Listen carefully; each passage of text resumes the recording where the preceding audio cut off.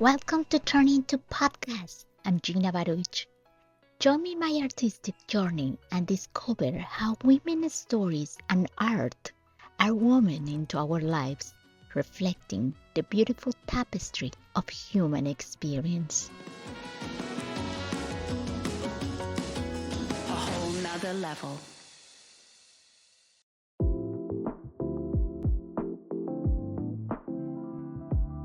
Welcome, beautiful souls, to Turn Into Season 2. I'm Gina, and my heart is overflowing with gratitude to be back, sharing this space, these new stories, and these deeper insights with all of you. I want to begin with a confession of a different kind.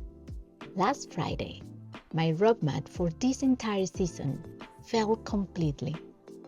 I had my topics mapped out, my first 2 episodes drafted. But then, life delivered a beautiful, necessary mistake. A complete radical shift that changed not just the arc of this season, but the trajectory of my own heart. What do you do when your meticulous plan suddenly dissolves? You surrender. You gently close the book on what was supposed to be, and you begin again. And the act of starting over with grace is exactly what this episode is about. Right now, I am simply being, allowing the words to find me as they need to be spoken. I often wonder, did I choose to be an artist, or did art choose me?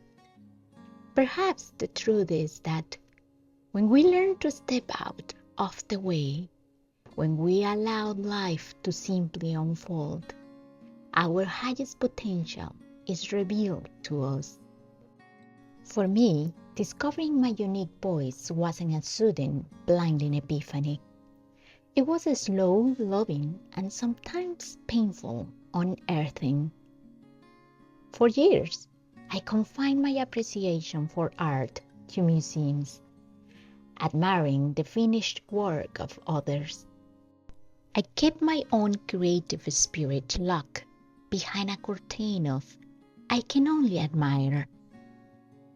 It wasn't until I started weaving that the curtain began to lift. It took so many patient years to gain the confidence, to feel worthy enough to utter the words, I am a weaver.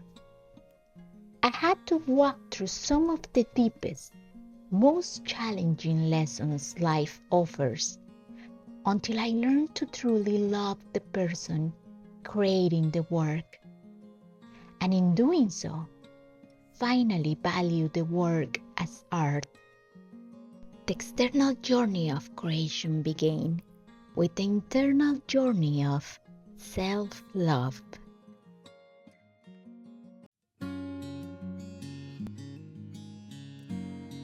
This deep lesson in self-love began with an unexpected call to duty. 4 years ago, life's intricate map led me to California through a trade work app. There, I found a home built on an axis of need, a father, wounded and striving, and 3 children, Charlotte, Finn, and Ronin, who were navigating life without their mother nearby. The father, Stephen, tall and intellectual, carried the weight of his own unspoken sadness. The children, with their warm, Asian eyes and messy hair, were instantly captivating. One night, Stephen asked me to take on tasks that went far beyond the simple work of exchange. He asked me to be a steady presence, to teach them the simple, forgotten rituals of care. How to use a fork, how to make a bed, how to be children who were seen and held in a structure. When he finished, holding Finn close, I felt the gravity of his request. "It sounds like a mother's job," I said. "And I'm not their mother." Finn's melancholic eyes met mine, and Esteban explained, "They need someone who cares for them."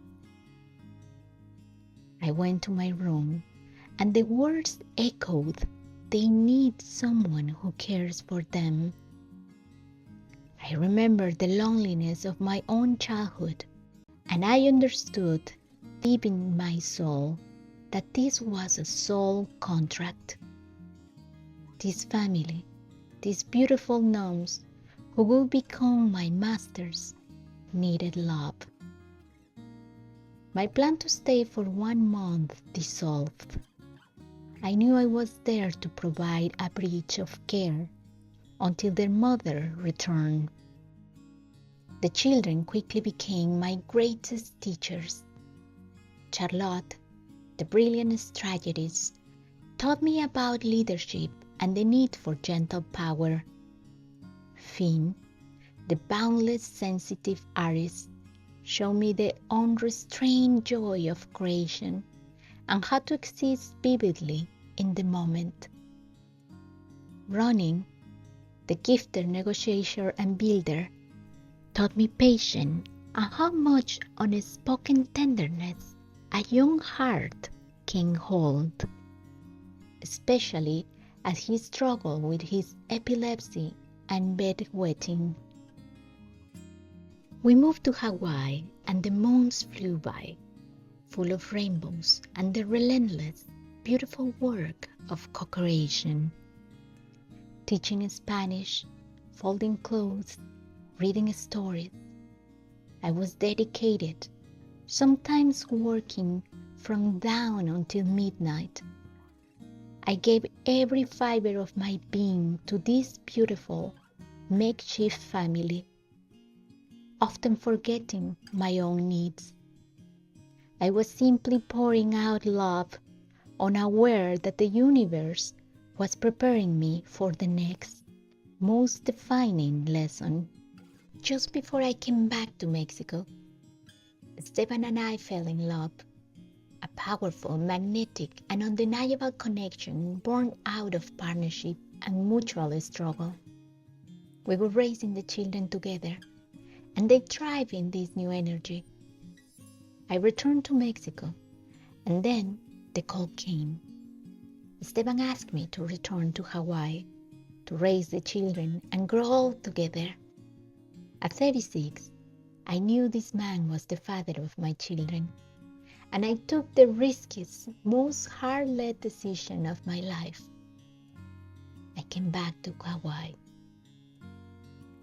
But, as often happens in life, the external circumstances shifted violently. And that is when the lessons truly began.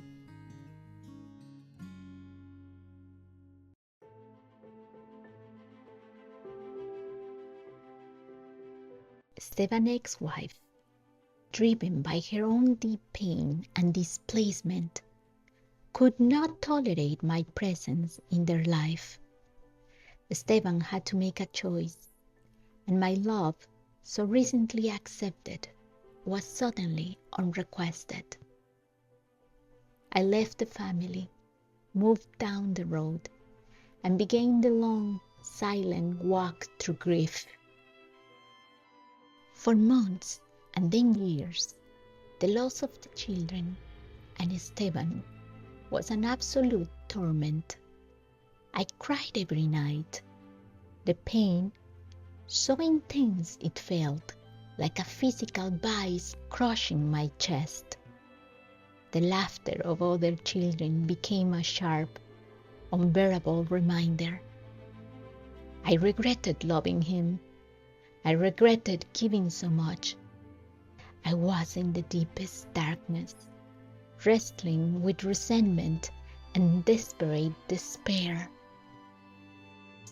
But in the deepest, darkest well, there was a single, shimmering string of light. Self-love. The only thing that could silence my mind, the only thing that could bring me back to my center, was creation. I had no training, no idea what I was doing, but I grabbed a pencil and I began to download ideas, drawing and weaving a life raft for my own soul. My pain became the fierce, unyielding fuel that forced the potential block inside me to finally erupt. I prayed for years for relief, for the strength to forgive. My mind kept returning to the wound, but my soul kept whispering the plea. Then, one day, the answer came. It was a beautiful, mystical experience where I felt Jesus come to me. Not the biblical archetype, but an energy of pure, eternal love. That love was so immense, so overwhelming, that it washed away the pain, the guilt, the shame, and the resentment. In that moment of ecstasy and oneness, I couldn't see myself as separate from Esteban, his ex-wife, or anyone else. I was healed. I was free. I am free.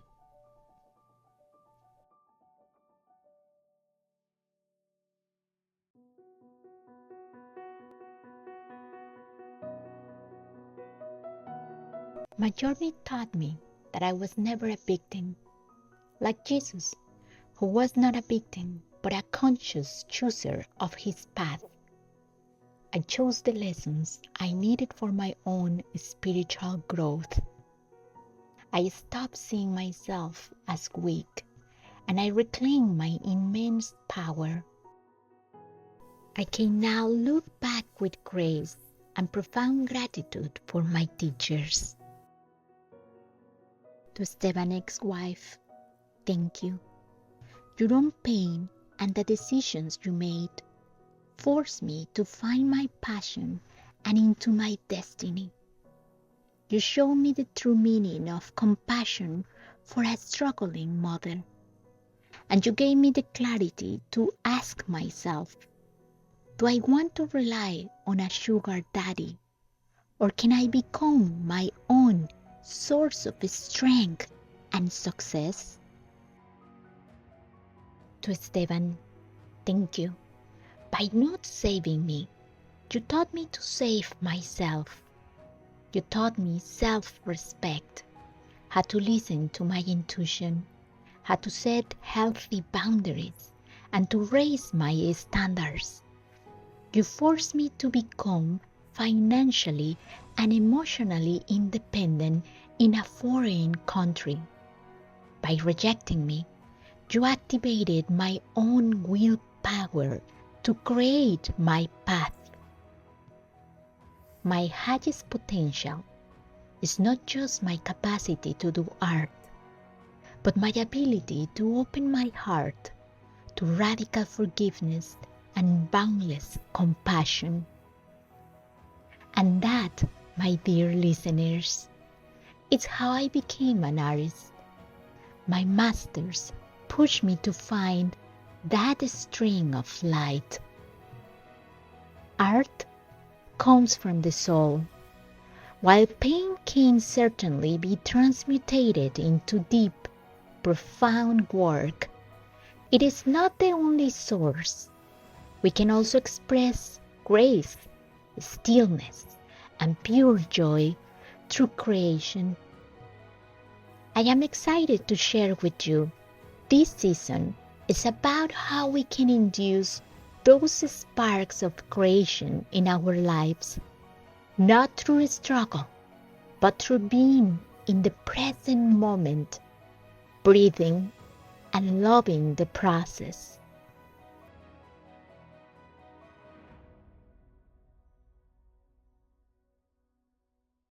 Thank you for listening. If you enjoyed this podcast and want to support my art, please consider checking out my Patreon. You can find the link in the show notes. Your gratitude and support help me create more content you love. You can also follow me at Instagram at Gina Art. See you soon, and remember, you were born to shine. A whole nother level.